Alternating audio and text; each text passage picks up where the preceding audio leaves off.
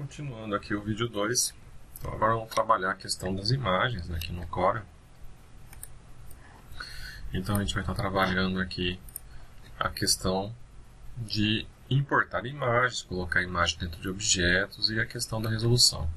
Primeiro, a questão da importação aqui, ó, arquivo importar. O Corel ele vai trabalhar com vários formatos, e não é só formato de imagem. Tá? Então aqui você tem alguns formatos que são de imagem, alguns formatos são vetorizados. Então aqui eu tenho formatos de imagem na sua maioria, mas tem alguns vetores. Tem desde o concorrente do Corel, então você fez uma figura que foi desenhada lá no Illustrator, você pode trazer para o Corel. Você tem também formato do AutoCAD, que nós vamos ver hoje aqui na importação. Ó, eu consigo trazer direto do AutoCAD, DXF também do AutoCAD. E tem os formatos e diversos formatos de imagem. Então eu tenho o BMP, que é conhecido do Windows, eu tenho o JPEG, muito utilizado. Né? E outros formatos não tão conhecidos, como o que a gente vai trabalhar nesses vídeos, como o TGA, que é um formato bem interessante, e outros. Tá? Então você vê que pela quantidade, você vê que tem muito tipo de imagem de vetor que entra. E por curiosidade, até a planilha do Excel você pode trazer direto. E também pode trazer direto Doc, Word, tá? Então, eu vou pegar aqui e colocar todos os formatos e vamos colocar aqui, vou começar trabalhando aqui, ó, importando uma textura. Uma textura, que é esta aqui. Vou importar, clico aqui, ela coloca, ela tem um tamanho 100%, e aí eu trabalho ela. Primeira coisa, ajuste. Então, ela ajusta que nem uma figura. Ó, ela consegue ajustar ela como uma figura, essa imagem, tá? Com o diferencial também que ela, caso você queira deformar ela tem um comportamento igual tem objeto convertido em curva. Então, quando eu pego um objeto convertido em curva, eu pego esse objeto aqui e converto em curva, vocês sabem que eu quebro a parametrização. A aula da semana passada, ó, converti em curva, quebra a parametrização e começa a deformar. Né? Então, no caso, imagem você já faz isso automaticamente. Então, eu clico numa imagem. Então, eu tenho, por exemplo, aqui a ferramenta Forma. Eu consigo ir moldando a minha imagem que eu trouxe. Tá? Que tipo de uso que pode ter esse tipo de recurso?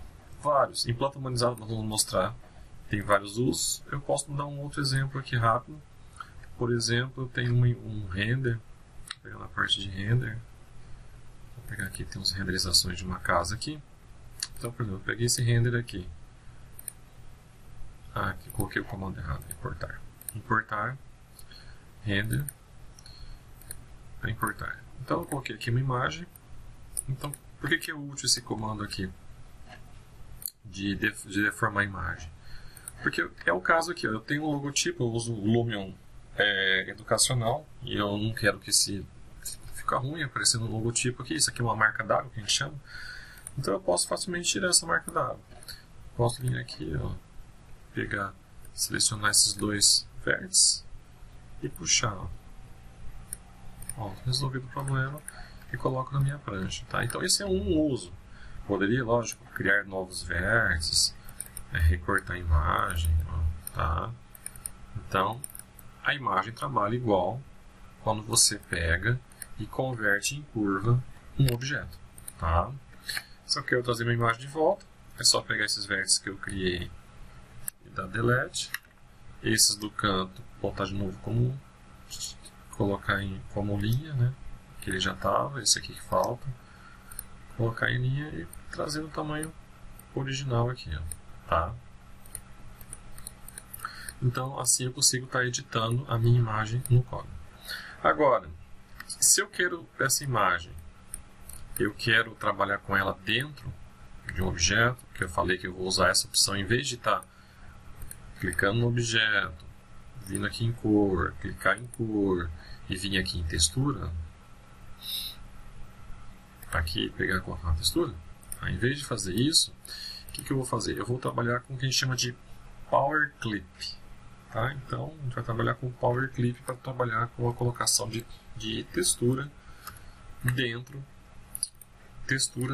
de figuras, tá? Então, a gente vai usar o que chama de Power Clip.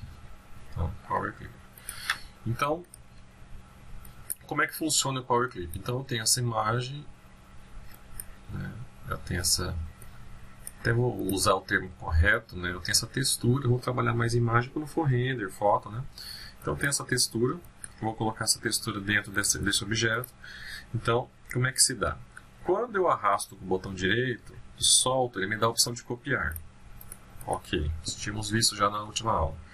Mas se eu pego o arrasto com o botão direito e solto em cima de uma figura, aparece um alvo, um símbolo de um alvo. E quando eu solto, ele pergunta se eu quero fazer o Power Clip dentro. Tá? Então eu seleciono com o botão esquerdo aqui, ó, Power Clip dentro, e ele joga a minha imagem dentro do objeto. Uma vez estando a minha imagem dentro do objeto, tá, eu posso editar também essa imagem lá dentro, mudando o seu tamanho, o seu comprimento, rotacionando, e aí você tem um modo de edição. Então, eu clico aqui no meu objeto, botão direito, eu tenho editar Power Clip. Aí eu posso posicionar minha textura como eu quiser. Eu posso botar certinho, eu posso girar ela, posso fazer ela maior. Mas sempre vendo esse retângulo aqui como limite da minha figura. Tá? Na verdade eu quero usar essa parte da minha textura. Terminei de editar, botão direito, tá? Finalizar a edição de Power Clip, tá ali. Quero tirar a textura que está ali dentro. Então, botão direito, clico, extrair conteúdo. Tirei lá de dentro da figura a minha imagem. Tá? Então, esse é o que eu prefiro. Tá? Vou fazer agora um círculo aqui. Eu prefiro trabalhar nesse formato. Tá? Então, vou pegar uma imagem. Ó. Em vez de eu perder um tempo recortando uma imagem, ajustando uma imagem de forma circular, eu posso pegar um círculo e posso arrastar no Power Clip dentro. Então tá lá a imagem. Aí quando eu quero editar, botão direito, editar Power Clip. Aí eu vejo que parte da imagem eu posso diminuir, eu posso fazer certinho para mostrar uma parte específica da minha imagem ali. Dentro do círculo. Fechou. Botão direito, finalizar a edição do Power Clip. Então isso permite dar uma variabilidade bem grande do trabalho. Agora eu vou tirar o contorno com o botão direito. E aí eu posso fazer com círculos imagens do meu 3D, por exemplo, né? Ou com outros formatos que eu quisesse. Tá? Você poderia fazer formato oval. Ó. Pegar outra imagem de outro lado. Boto, arrasto aqui Power Clip, boto editar Power Clip, boto para tamanho grande, finalizar por edição Power Clip. Tá? Então com isso eu consigo fazer a texturização, tá, de vários objetos. Então a gente vai usar muito em planta humanizada. Depois nós vamos ver em planta humanizada. É isso que a gente pode, por exemplo, fazer o contorno de um piso. E aí no contorno de um piso eu posso estar colocando depois uma textura. Então eu posso fazer o contorno dela como uma figura geométrica. Depois eu importo uma textura de piso que eu quiser. E eu coloco este piso dentro da área que vai ser preenchida. Tá? Então para uma planta humanizada o Power Clip ele facilita bastante. Porém, tem um aspecto importante que precisa ser dito, que é aspecto de resolução. Se eu vou usar uma imagem para texturizar, ou não é uma imagem para texturizar, eu vou, na verdade, usar uma imagem para mostrar um projeto. Tá? Então, eu tenho uma imagem de um projeto. Tá? Então, se eu vou usar uma imagem de um projeto numa prancha, ou mais de uma, eu tenho que me preocupar sempre que você trabalha com imagem, na verdade você está trabalhando com um conjunto de pixels. Então você tem que ter uma preocupação se isso, quando gerar um PDF digital ou quando mandar imprimir essa prancha, não vai perder qualidade. Então vou dar um exemplo aqui. Ó. Quando eu vou dando um zoom, aqui é um vetor. Ó. a aparência não muda do vetor. Mas quando eu vou dando zoom, ó, eu chego no pixel. Então, isso aqui que nós estamos vendo, eu dei um zoom. Então, eu chego no pixel da imagem. Então, aí uma imagem, ela tem algumas coisas que precisam ser abordadas, que é a qualidade da imagem que está sendo colocada em termos de resolução. Então, toda imagem tem uma medida em pixel de largura e altura. Então, eu tenho uma largura e uma altura. Tá? Essa largura e altura determinam uma proporção. Tá? Então, se a largura, a proporção ela é ditada pela divisão da largura pela altura. Então, se for uma imagem de proporção 1, quer dizer que ela é quadrada, a largura dividida pela altura dá 1. Né? E aí, sucessivamente. Se é uma imagem de proporção 2, o que significa? Que ela tem dividido a largura pela altura dá 2. Então, sei lá, uma imagem, por exemplo, de 800 por 400, sendo 800 na largura e 400 na altura. E aí, eu preciso ter... Então, toda imagem que você vai baixar da internet, que você vai trabalhar, ela tem uma resolução, um tamanho, tá? Então, no caso aqui, ó, eu tenho uma caixa aqui de propriedades, que eu vou chamar aqui com o botão direito, ó. Então, eu cliquei aqui, ó, botão direito, propriedades, abriu essa caixa aqui, em cima de gerenciador de objetos, e está ali, ó. Então, essa é uma imagem que tem 1920 pixels na horizontal e 1080 pixels na vertical, tá? Cor RGB, cor de tela de 24 bits. Então, aí vem uma questão. Essa imagem, ela pode ser colocada de qualquer tamanho? Eu posso pegar nessa prancha aqui e colocar uma imagem de tamanho total? Vai ficar bom? Essa é uma dúvida que sempre tem as pessoas para saber se eu colocar essa imagem desse tamanho nessa prancha, fizesse um trabalho, Shift Page Down. Então essa aqui é uma prancha que eu vou apresentar do meu projeto. Essa imagem desse tamanho ficaria bem impressa ou num arquivo digital A1? A resposta é não, tá? Então não vai ficar bom. E embora em tela pareça que está ficando bom, mas impresso não vai ficar bom e gerando PDF não vai ficar bom. Por quê? Em imagem digital a gente tem um conceito chamado DPI, que inclusive está ali, ó. Quando eu clico na imagem, vou em propriedades, eu vejo ali, ó, DPI. DPI nada mais é do que dots per inch. E na verdade a tradução seria pontos por polegada, tá? DPI, dots per inch. Então são pontos por polegada. Esses pontos, chamados pontos por polegada, são os pixels. Então eu tenho uma quantidade de pixel por polegada.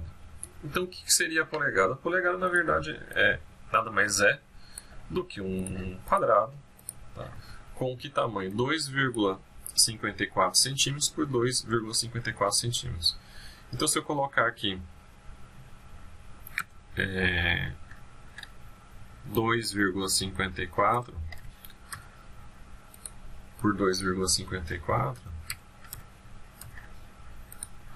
então eu tenho aqui, ó, um quadrado de 2,5 cm por 2,5 cm, ou 2,54 centímetros, tá? Na folha que vai ser impressa. Então isso aqui é uma polegada. Então criou-se uma regra no qual se estabelece uma quantidade mínima de pixel dentro desse quadrado. Então vou colocar esse quadrado aqui na cor amarela. Então você determina uma quantidade de pixel dentro desse quadrado amarelo, que se tiver muito pouco, você já sabe que vai ser impresso com má qualidade. Se tiver no mínimo estabelecido, você tem a certeza que vai ter uma boa impressão. Quais são as regras? As regras, elas estabelecem algumas variáveis a ser considerada. E aí vamos botar quais são as variáveis que você vai considerar.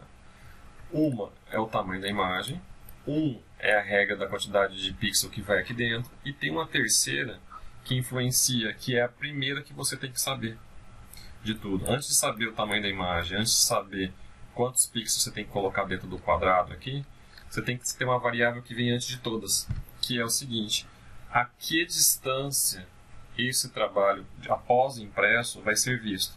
Então essa prancha 1 é para ser visto a 1 metro, 2 metros, 10 metros de distância. Então a distância a qual vai ser visto o trabalho apresentado, ele é a primeira coisa que tem que ser estabelecida. Por quê? Porque dependendo da distância é que eu vou definir quantos pixels tem que ir dentro dessa polegada. Então, no caso, a gente parte do mais perto, que é segurando, por exemplo, eu vou imprimir um caderno A2, A1, para segurar na mão, para vir de perto. Então, se estabelece por norma, não vou dizer norma é uma palavra, se estabelece como convenção e como padrão, se você for fazer um trabalho que você vai imprimir para segurar na mão, A4, A3, um caderno, um livro, você vai trabalhar com impresso, obviamente, não estou falando de tela, estou falando de impresso, você tem que colocar dentro dessa polegada 300 pixels. Tá? E o que acontece? O Corel, ele já faz o cálculo, então quando você clica na imagem ele já fala, então agora eu estou com 169 pixels por polegada. E se eu aumento a minha imagem, os pixels vão ficar maior. Se os pixels vão ficar maior, consequentemente eu vou ter menos pixels por polegada, 100. E aí vai, então quanto maior eu esticar a minha imagem, maior vai ficar o pixel. E quanto maior o pixel, menor a quantidade de pixel por polegada. Aqui agora tem pouco pixel por polegada, porque eu estiquei a imagem. Agora, se eu pegar essa imagem e apertar ela e fazer bem pequenininha, eu estou quase colocando agora todos os pixels dela dentro da polegada. Ó. Quase colocando toda a imagem dentro da polegada. Com isso, agora eu tenho 814 pixels aqui dentro. Então, eu tenho acima do padrão de 300. Então, se eu estivesse fazendo um trabalho impresso, para garantir que não teria problema de qualidade, eu trabalho com um valor de 300. Então, 300 é um padrão que se utiliza nas gráficas, nas birô de impressão. Tá? É um padrão que se utiliza, 300 dpi para impresso. Tá? Já fiz impressão com menos, 250, 200, fica bom também. Tá? Não fica perfeito com 300, mas fica bom também. O que eu percebo é que, para ver de perto, abaixo de 150, você já começa a ter grandes problemas. Tá? E aí você vai começar a ver os pixels, vai começar a ver borrão. Principalmente se for JPEG, você vai ver os pixels na cor vermelha. Então, se sua imagem tiver uma cor vermelha, você vai começar a perceber esse borrão. Tá? E então você tem que cuidar com isso. Como eu falei, 300 é o padrão, a impresso, como garantia. E aí você pode tentar um 250 dpi, 225 dpi, mas tem que tomar cuidado porque já está abaixo do padrão. Tá? Então essa é a regra que a gente deve seguir. Então uma coisa que é comum em trabalhos de conclusão de curso, é a gente, por exemplo, usar imagens de projetos de referência. Então uma coisa que é muito comum no curso de arquitetura é baixar da internet as imagens. Então vou dar um exemplo para vocês ali agora. Então um exemplo bem visível que os alunos fazem muito é pegar, por exemplo, aqui no site do ArcDaily, que é um site bem conhecido, pegar fotos de projetos para usar como eles chamam de referência, né? Então estudos correlatos. Então você pega um projeto para fazer um estudo e usa como referência o teu TCC. E aí, principalmente no TCC 1 é feito isso, trabalho de conclusão de curso 1. Então você acaba pegando imagens da internet. Então, por exemplo, essa imagem eu baixei, né? Fiz download, e aí eu uso essa imagem no meu trabalho. Mas a questão é, a gente acredita, quando a gente baixa uma imagem dessa, que a gente vai pegar e vai colocar ela desse tamanho aqui que eu vou colocar agora. Então, na minha ideia, vou colocar a imagem desse tamanho, mostrando essa escada aqui, vou colocar o nome do projeto, pegar outras imagens, etc. Só que clicando na imagem, olha ali, 81 por 81 dpi. Essa imagem não serve. Se imprimir, não vai ter qualidade. Então, na tela engana muito, porque na tela se trabalha com outra proporção. A resolução de tela, para ficar bom de ver numa tela, imaginando que você está no tamanho 100%, né? É 72 dpi. Então você acaba sendo enganado pela tela. Por isso que o Corel e outros programas te dão ali a noção exata do que vai ser quando imprimir isso. Então eu tenho 81 pixels dentro da minha polegada. Então se eu fosse a fazer essa imagem dentro do padrão impresso, ela teria que ser, na verdade, Isso só para mostrar para vocês como as imagens na internet são pequenas, tá? Para impressos. Ó. Seria isso aqui, ó, 297 pixels, quase 300. Isso aqui. Então, na verdade, você poderia imprimir desse tamanho. E você estava achando que de repente podia imprimir desse tamanho. Tá? E não dá. Tá? Então, isso aqui é um alerta que eu faço para vocês ficarem atentos a essa questão dos DPIs. Tá? Ok? Vou deixar essa imagem aqui. Então, eu vou falar de outro aspecto quando trabalha com imagem no Corel. Muitas vezes, algumas imagens que a gente faz, elas vêm para o Corel, e quando vem para o Corel, até vou pegar alguma imagem de renderização, vou usar de exemplo alguma imagem de renderização, vou pegar alguns renders aqui, renders de casa. Então aqui, ó, então, aí eu olho para o meu render, eu acho que ele não está legal ainda. Ele está muito claro, muito escuro, ou ele está com a cor um pouquinho esverdeada, ou um pouquinho azulada. Eu queria que tivesse um tom mais quente, um tom mais frio. E o comum é a gente levar isso num programa de edição de imagem, como por exemplo o Photoshop. Ou o próprio programa da Corel, que é o Corel Photopaint. Porém, você tem o trabalho de ir no outro programa, abrir outro programa, editar, mexer no brilho, contraste, salvar, para daí você pegar e trazer de volta, importar de novo e colocar na posição final. Então isso aí é uma coisa que demora um tempo. Então às vezes você já está com a imagem editada, você, sei lá, colocou essa imagem dentro de uma figura, fez um power clip, né? E aí você não está satisfeito com o brilho, o contraste, o balanço de cor. Aí você vai ter que pensar, né? Vamos pensar, você vai ter que voltar lá no software, no Photoshop, ou no Corel Photopaint. Embora acho que o Corel Photopaint tenha uma integração direta aqui, né? Mas mesmo assim, então o que você pode fazer? O próprio Corel você pode ajustar essas coisas. Então no caso aqui, eu vou entrar para editar, eu posso pegar essa imagem e eu posso usar estes recursos que tem aqui em cima. Então aqui eu tenho aqui em efeitos, tem vários efeitos que eu posso aplicar, e aqui eu tenho em ajustar uma série de efeitos que eu posso aplicar sobre a imagem, principalmente os mais básicos, né? Então, por exemplo, eu quero aumentar o brilho, então brilho, contraste e intensidade. Então eu venho aqui e vou botar redefinir para sair do zero, porque às vezes eu posso ontem ter mexido aqui e ele acaba guardando a posição dos sliders no que eu mexi ontem ou anteriormente. Então bota redefinir, sai do zero e eu coloco um pouco, eu quero um pouco mais de brilho, quero um pouco mais de contraste, aí foi brilho demais, baixo um pouco o brilho, aí tem esse valor de intensidade também que esclarece por essa imagem, ajustei, dou ok, pronto, já mexi na minha imagem, tá tudo certo. E ele guarda a posição do slider, né, o último. Então se eu clicar ali, for de novo em efeitos, ajustar brilho e contraste, tá na mesma posição lá que eu usei, ó, 17, 23, menos 9. Se eu colocar redefinir, aí eu volto no como ela estava. Aí eu vejo como é que ela estava bem mais clara. Para poder cancelar ali, ele botou o ajuste novamente.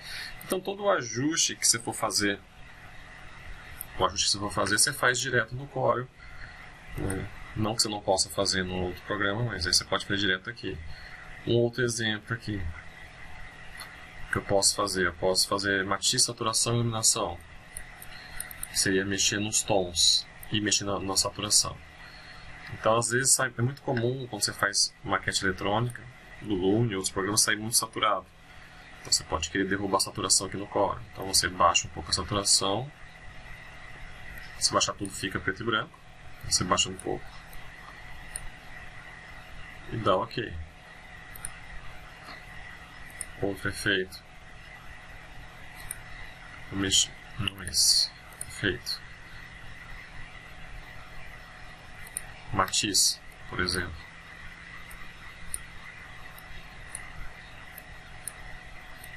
Pode mexer um pouco na matiz,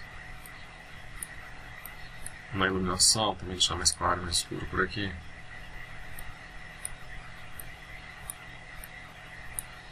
Um que é interessante é este aqui, na verdade. Eu queria. Que é este aqui.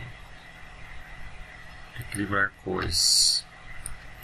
Redefinir, eu saio do zero e eu coloco a minha cena com mais tom de azul, por exemplo, mais fria ou mais amarelada.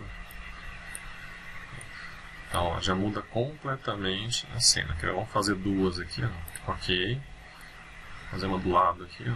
Vamos copiar e essa eu vou fazer um efeito inverso, ajustar.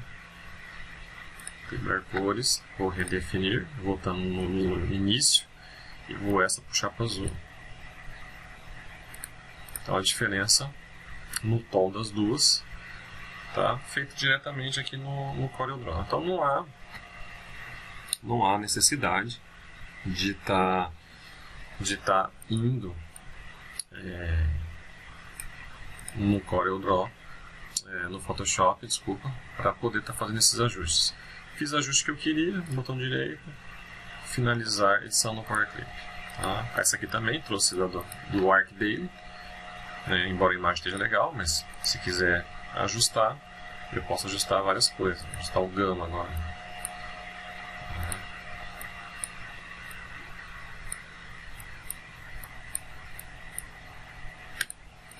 Então, vários ajustes podem ser feitos. E para finalizar, só mostrar uma coisa que eu mostrei com objeto, que também dá para fazer com imagem. Imagem também dá composição. Tá? Então vou dar um exemplo para vocês aqui. Ó. Composição que é unir, subtrair, interseccionar. Então aquilo que a gente fez com objetos também dá para fazer com imagens. Tá? Então vou pegar essa bola aqui, ó. Vou copiar algumas aqui, só para ilustrar que também dá para fazer unir. Vou fazer uma subtração aqui no caso agora.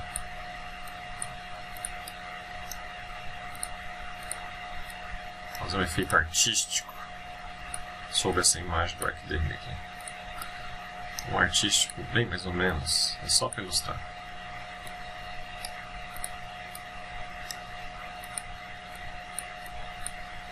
Então, vamos lá, selecionei tudo. Objeto, formato. Então o que eu vou fazer?